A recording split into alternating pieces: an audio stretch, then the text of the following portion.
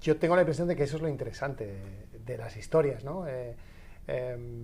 Y que eso está en la vida. Que aunque tú... Hay pocas certezas. Yo creo que en el cine, en los proyectos artísticos, hay que apoyarse en lo que no es una certeza, ¿no? Y en esta peli con los personajes ocurre lo que tú dices, no te puedes fiar de nadie. Yo quiero pensar que en la vida sí te puedes fiar de alguien. Yo me fío de ti. Sí, Me fío de ti. Pero dependiendo de las poco. circunstancias.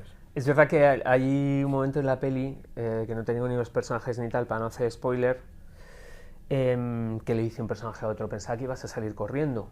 Y le dice otro personaje, bueno, es que depende del punto de vista, porque cuando te he visto hacer esto, esto, esto y lo otro...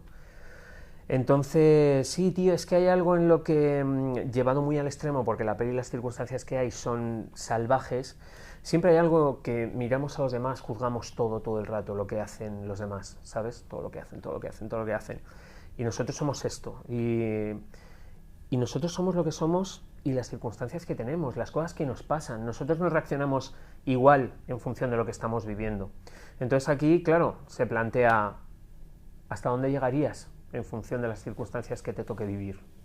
Yo creo que esto tiene mucho que ver con la situación que vivimos ahora de polarización, por ejemplo, ¿no? Es muy fácil atrincherarte en tu propia postura y considerar que todo el que no piensa exactamente lo mismo que tú está equivocado, ¿no? Tiene que ver con los negacionistas, tiene que ver, ¿no? Y creo que es importante el ejercicio de empatía, de ponerse en el lugar del otro. Esto no significa que compartas el 100% de una persona, pero estoy seguro que hay cosas que puedes entender. Luego cada uno es responsable de sus actos, ¿no? Pero creo que es importante, y la pregunta de esto depende, ¿no? de dónde, de cómo se mire, ¿no? Es importante hacérsela uno mismo, ¿no? Y esto está en la película. Y las cosas que parecen una cosa son una cosa totalmente distinta. Y en la película lo mostramos, ¿no? Entonces eso, yo creo que es una reflexión interesante, ¿no? Aparte de ser una peli entretenida y muy dinámica, ¿no? Creo que hay que preguntar Sí, cosas. te lo pasas bien viéndola, creo que sí, Pues vamos. haciéndola... Haciéndola flipas. Pero es verdad, tío, y hay un momento, igual otro personaje, claro, es que te lo spoileo, pero le pregunta, le dice, tienes que hacer esto, tienes que llevarle a su casa y hacer esto. Y dice el personaje, yo no puedo hacer eso. Y entonces le dice, no, pues entonces pasa esto, esto y esto. ¿Te acuerdas del final de la peli? Claro, es que esto no puedo pincharlo porque nadie se entera de nada. Esto es como, pero, spoiler nada, esto o esto. o esto, claro. Es que no puedo hablar sin cargarme el final de la película. No, muy bien, está perfectamente explicado. ¿Cuál es la realidad? La que yo me cuento una realidad para poder sobrepasar ciertas cosas que son terribles en mi vida. La realidad es la que me cuentas tú, la que cuenta él. La que cuento yo es...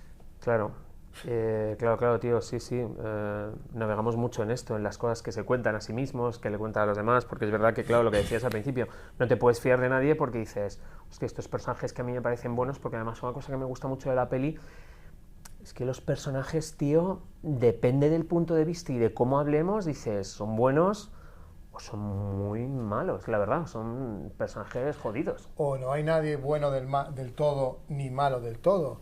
Quiero decir, que planteas las situaciones. Claro. Y respecto a esto que dices de la narrativa, es muy curioso porque es algo que cuando lo vemos en Tarantino, por ejemplo, vemos a Samuel L. Jackson hablando de la Biblia mientras, ¿no? Es muy difícil, ¿no? La verosimilitud de eso es muy difícil, ¿no? Un asesino que llega a una escena a matar y le cuenta una perorata de la Biblia de la hostia, ¿no? Y sin embargo, aquí nos hemos atrevido con estas cosas. Y es un salto al vacío, es una apuesta, ¿no? por los personajes. Y yo estoy muy contento de haberlo intentado y creo que funciona, fíjate lo que te digo. Esto viene de que a mí, claro, para evadirse de esas realidades que no soportan, o que no saben cómo gestionar, a mí me encanta ver cine clásico, tío, porque me relaja. Entonces se lo metió a los personajes directamente. A partir de ahí se empezó a construir. Él se mete en ese universo que es como tal, pero él lo hace un poco para salir de algo que le está superando, ¿sabes? No es que sea un flipado no, es que él lo hace porque y tiene algo de esto. Y aparte hay una cosa que yo creo que Utrera hace muy bien, y es que la parte visual de la peli es otro personaje. Tú cuentas con los planos. Y va a hablar de ti como si no estuvieses. Tú cuentas con los planos. Joder. Cuentas la historia también con los planos.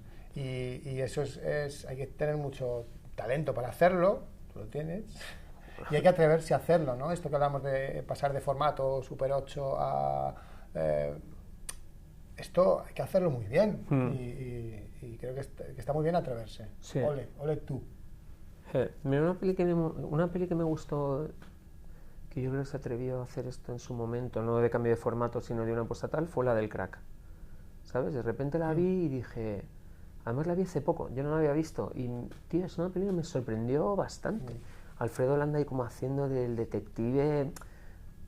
Sí, tío. Y dije, hostia. Que contaba Alfredo Landa que esta peli... ¿La del Crack? Es la del Crack. Fue la primera vez que hizo un personaje serio, entre comillas. ¿Ah, sí? Venía de todo su bagaje del españolito, ¿no? Y dice que estaba absolutamente acojonado. Claro. Acojonado con cómo iban a recibir, porque él pensaba que en la primera secuencia se iban a descojonar.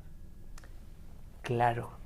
¿Ves? Y que estaba en el cine, el pase, y cuando vio que entró al cine y que pasó esa primera secuencia que él está sentado y le atracan el bar y él saca la pistola por debajo y le dice algo así como muevas bueno, algo muy, muy, muy de detective, y que el teatro, el cine estaba en silencio absoluto, dijo ahí vamos, sí.